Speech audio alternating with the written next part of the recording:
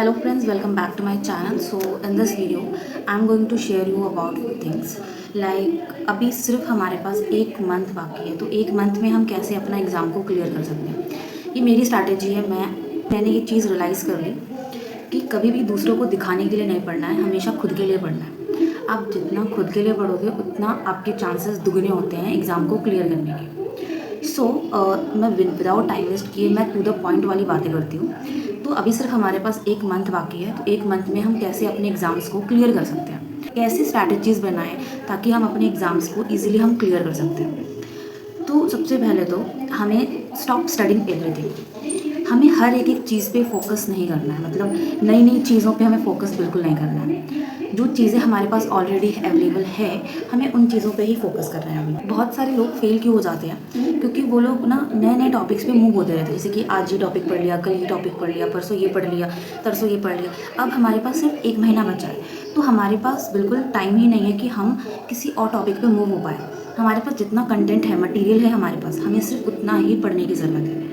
उससे ज़्यादा हम पढ़ेंगे तो वो हमारे लिए हम नहीं क्लियर कर पाएंगे। ये ट्रू है।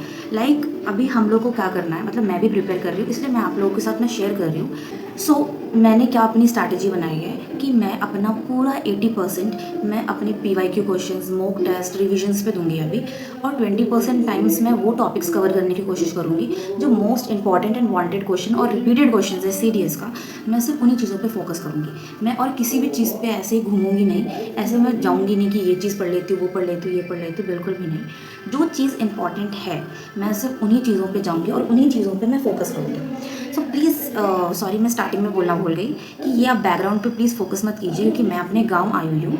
तो गांव में इन्वायरमेंट सही नहीं मिलता है, जैसा इन्वायरमेंट है हमें एडजस्ट करना पड़ता है, इसलिए बहुत गर्मी भी है साथ साथ में। तो मैंने अपनी स्ट्रैटेजी बना रखा है, मेरे सामने लैपटॉप खोल के रखा है। मैं आपको सिर्फ बताऊँगी मैंने क्या क्या अपने लिए स्ट्रैटेजी, अगर आपको अच्छी लगती है तो आप भी फॉलो कर सकते हो। तो हमारा स्ट्रैटेजी रहेगा कि इंग्लिश का कम से कम हमें 70+ मार्क्स गेन करना है, और जीके में हमें कम से कम अराउंड 50 तक तो हमें स्कोर करने की कोशिश करेंगे, ठीक है।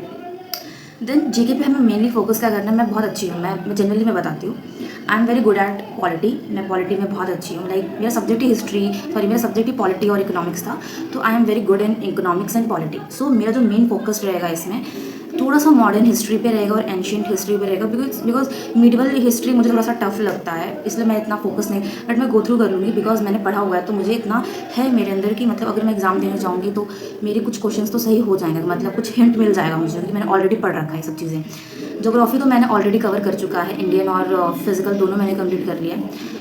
बट जो भी इंपॉर्टेंट है इसमें हम उन पर भी फोकस करेंगे। साइंस जो बायो, फिजिक्स, केमिस्ट्री, जो 3 चीज़ें जो बहुत इंपॉर्टेंट है, most most most wanted question है, 30 नंबर आते हैं इसमें, इसको अच्छे से रट लूँगी। बिकॉज मुझे जो लगता है कि बायोलॉजी मुझे थोड़ा सा टफ लगता है, but then also I will try to solve this. Chemistry, then current affairs हम लास्ट 6 मंथ्स के पढ़ेंगे। करंट अफेयर्स में भी रहेगा हमारा defence exercise, military command, award, sports, government schemes, international organisation, important appointment या समिट्स, ये सारी चीज़ें भी हमें फोकस करनी है। ये करंट अफेयर्स लास्ट 6 मंथ्स की चीज़ों पे फोकस करनी है, हम पुरानी किसी भी चीज़ों पे नहीं जाएंगे। और हमें सबसे कम टाइम किस किस चीज़ों में देना चाहिए, जैसे कि हमारा एंशियंट, मिडिवल जो हिस्ट्री का पार्ट है इतना इंपॉर्टेंट नहीं होता, और इकोनॉमिक्स को भी इतना डिटेल में मत पढ़ो। तो हमारा जो है मेन रिसोर्स क्या होना चाहिए स्टडी के लिए, तो हमारा होना चाहिए PYQ क्वेश्चंस, पास्ट 10 ईयर्स के हमें PYQ क्वेश्चन सॉल्व करने हैं। फिर हमें ग्रामर्स, करंट अफेयर्स, रिवीजन, जितनी हम रिवीजन कर सकते हैं हमें उतनी रिवीजन करनी है, विदाउट एनी टाइम वेस्ट हमें पूरा रिवीजन पढ़ते रहना है। मैं सोच रही हूँ, मैं जितना जितना जैसे जैसे मैं पढ़ना स्टार्ट करूँगी वैसे वैसे मैं कंटेंट आपके लिए मैं अपलोड करती रहूँगी। जो चीज़ें मुझे इंपॉर्टेंट लगेगी वो चीज़ें मैं अपलोड कर दूँ डायरेक्टली। और this is a unfiltered video, because filtered apply, मतलब बेसिकली मैं इतनी काली भी नहीं जिस सबसे काली दिख रही हूँ यहाँ पर। आई एम नॉट काली, है थोड़ी गोरी हूँ मैं, बट बैकग्राउंड थोड़ा सा अंधेरा है, और इसलिए मैंने अपने दूसरी मम्मी के फ़ोन लेकर के मैं फ्लैश लाइट जला रही हूँ, बिकॉज लाइट ही नहीं आ रही है बिल्कुल भी। तो this is my setup, whole setup जो मैं आप लोगों को एक्सप्लेन करने के लिए मैंने सेटअप बनाया हुआ है। तो प्लीज़ अब कि मुझे ऐसा लग रहा है कि मुझे आप लोगों के लिए नहीं पढ़ूंगी, मैं अपने लिए पढ़ूंगी। जेन्युइन बात है, मैं आप लोगों के लिए नहीं पढ़ूंगी कि मैं आप लोगों को दिखा के पढ़ूंगी, मैं अपने लिए पढ़ूंगी। बट मैं चाहती हूँ जो मैं अपने लिए पढ़ रही हूँ वो आप लोगों को भी पता लगे कि मैं पढ़ कैसे रही हूँ, इसलिए मैं वीडियो बना रही हूँ। Okay, so thank you so much, so bye.